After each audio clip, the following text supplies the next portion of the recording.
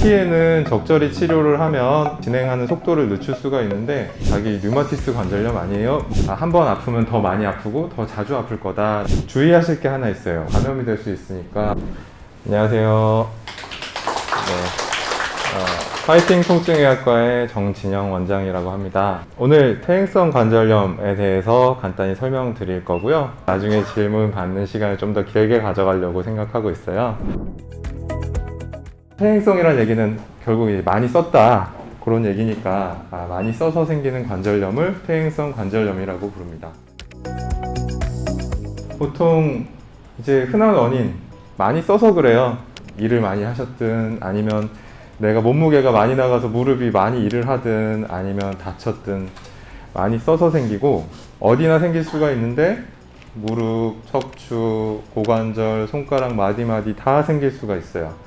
근데 보통은 이제 체중을 이제 버티는 무릎 관절에서 많이 생기고 고관절에서도 많이 생기고 이게 초기에는 적절히 치료를 하면 이제 진행하는 속도를 늦출 수가 있는데 오래 그냥 방치하시고 아파도 참고 그러면 점점 진행을 해서 변화가 많이 생기게 되겠죠.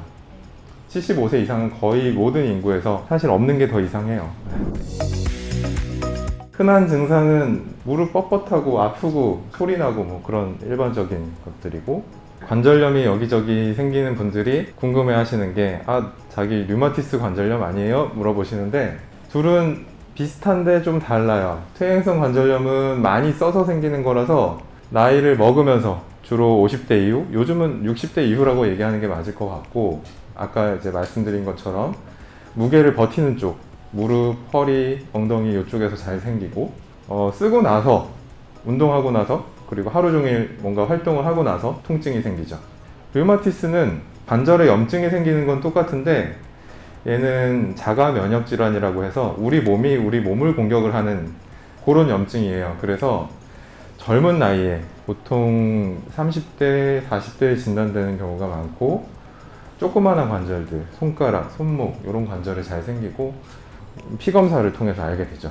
그렇게 다르고 지금 연령대에 있으신 분들 뭐 통증이 있다 그러면 류마티스가 새로 생겼을 가능성은 거의 없다고 보시면 돼요. 자가진단 사실 무릎 아프면은 다 생길 수 있는 증상들이어서 물 차고 소리 나고 못 폈다 펴는 거 안 되고 이거는 그냥 무릎이 아프면 병원에 가봐야 된다라고만 생각하시면 되겠고 아까도 말씀드린 것처럼 초기에는 약만 써도 괜찮아지는데 나중에 이제 한참 지나서 오시면 방법이 없는 경우가 생기거든요. 그러니까 조금씩 아프다 그러면 검사를 해서 본인의 상태를 좀 알고 계시는 게 제일 중요해요. 나는 관절염이 시작이 됐으니까 조심해야 된다. 그거 알고 계시는 것만으로도 굉장히 많이 바뀔 수 있거든요. 무릎에서는 4단계로 나누게 되고 1단계는 연골이 조금 낮아진 상태, 2단계는 조금 울퉁불퉁해진 거, 3단계는 염증이 심해져서 뼈가 자라고 관절의 형태가 바뀌는 거, 4단계는 연골이 완전히 다 닳아서 뼈끼리 맞닿은 상태. 요 정도가 되면 이제 수술까지도 생각을 해야 되는 거죠. 요렇게 진행을 하면서 주변에 있는 구조들, 연골이나 활액 이런 것들이 이제 염증을 계속 겪다 보면 통증을 일으키게 되는 거예요. 이렇게 3단계라고 해서 늘 아픈 게 아니에요. 주변 조직이 상하니까 아플 수 있는 가능성이 훨씬 더 커지는 거고 똑같은 일을 해도 훨씬 더 아픈 거고 계속 아프다고 생각하실 건 아니고 한 번 아프면 더 많이 아프고 더 자주 아플 거다라고 이렇게 생각하시면 되겠어요. 엑스레이에서 뼈하고 뼈 사이에 요 간격들이 점점 좁아져서 나중에는 이렇게 붙게 되죠. 기본적으로는 무릎에서는 무릎이 쉴 수 있게 해줘야 돼요. 무릎이 무게를 많이 버티면 점점 심해져요. 필요한 경우에는 지팡이도 좋고 오래 서 있는 거, 계단에서 내려오는 거 이런 거 피하시는 게 좋고 온찜질 좋아요. 그리고 무릎이 부어 있으면 주무실 때 발을 좀 올리고 주무시는 것도 좋고 앉아 계실 때도 다리를 좀 올려놓고 있는 것도 좋고요. 여기서는 온찜질 하냐 냉찜질 하냐 질문을 제일 많이 받는데 관절염 있을 때는 온찜질 하세요. 온찜질이 제일 좋고 주의하실 게 하나 있어요. 온찜질 하실 때 한 번에 너무 길게 하지 마세요. 15분씩 잘라서 15분 하고 쉬었다가 또 15분 하고 이게 왜 이런 말씀을 드리냐면 아무리 낮은 온도, 40도 정도의 낮은 온도라고 해도 연속적으로 길게 찜질하면은 화상 입어요. 저희 병원에서도 저온 화상 때문에 물집 잡히고 그런 분들 간간히 생기거든요. 그러니까 집에서 하실 땐 특히 조심하셔야 돼요. 따뜻한 거 올려놓고 주무신다 그러면 거기는 화상 생길 위험이 크니까 꼭 15분씩 끊어서 하세요. 자, 초기에는 보통은 약을 먹어요. 소염 진통제를 보통 먹고요. 그 다음에 뭐 물리치료, 운동요법 이런 것들 하는데, 운동이 참 무릎 관절염 환자분들한테 무슨 운동을 말씀드려야 되나 의사들도 딜레마인 게, 운동이라는 게 다 뭐 걷고 뭐 그러는 거잖아요. 예, 많이 걸으면 무릎이 아픈데 그럼 어떻게 해야 돼요? 무게가 안 실리는 것들, 수영, 자전거 이런 게 제일 좋고요. 통증이 있으면 약을 쓰고서라도 걸으시는 게 나아요. 체중이 불면은 무릎이 버텨야 될 무게가 더 커지니까 그거는 더 오히려 안 좋은 영향을 미치게 되거든요. 적당히 걷는 것까지는 좋은데 달리기, 등산, 줄넘기 무릎이 충격을 계속 받는 건 좋지 않아요. 이건 무조건 피하시는 게 좋아요. 계단도 올라가는 건 괜찮은데 내려갈 땐 꼭 엘리베이터 타시고 에스컬레이터 타셔야 돼요. 이제 약으로 조절이 잘 안 되는 경우가 되면 보통 주사를 해요.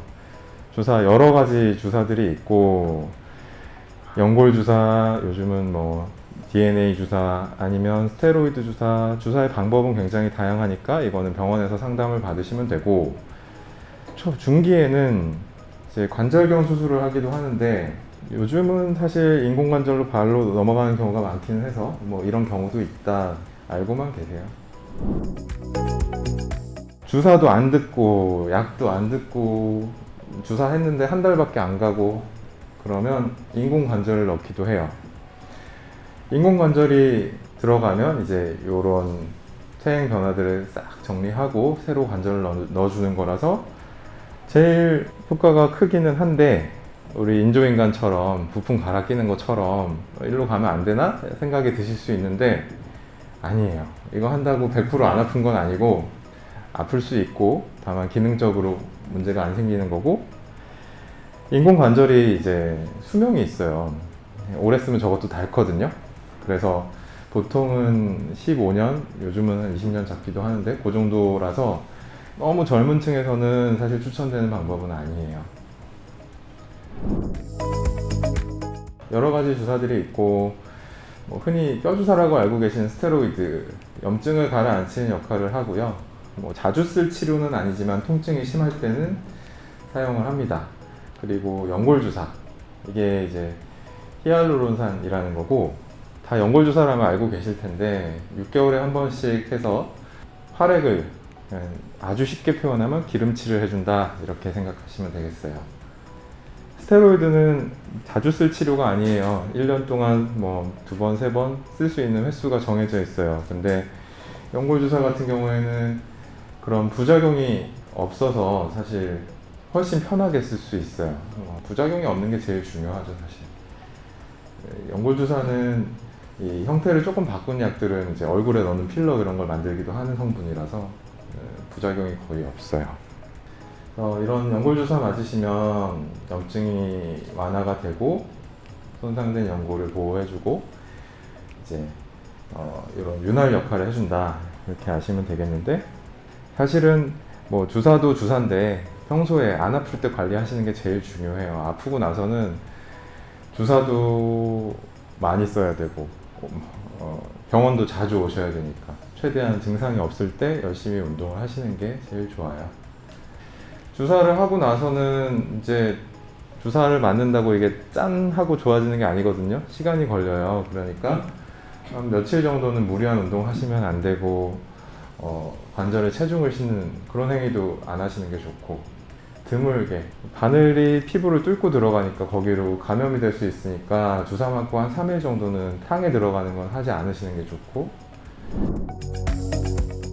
생활 습관 말씀드린 것처럼 엘리베이터, 에스컬레이터 꼭 쓰시고, 갑자기 붓거나 아플 때는 얼음을 쓰지만 대개는 지금 여기 계신 분들이라면 따뜻한 찜질이 훨씬 더 맞을 거고요. 앉아서 이렇게 무릎 들고 근력 운동하는 거, 그런 것들 생각나실 때마다 하시면 좋을 것 같고요. 편한 신발 신으시면 좋고, 아까 이제 체중도 말씀드렸는데 살이 안 쪄야 돼요. 무릎 아프신 분들은 체중 조절 꼭 필요해요. 체중이 늘어나면 늘어날수록 더 자주 아플 거예요.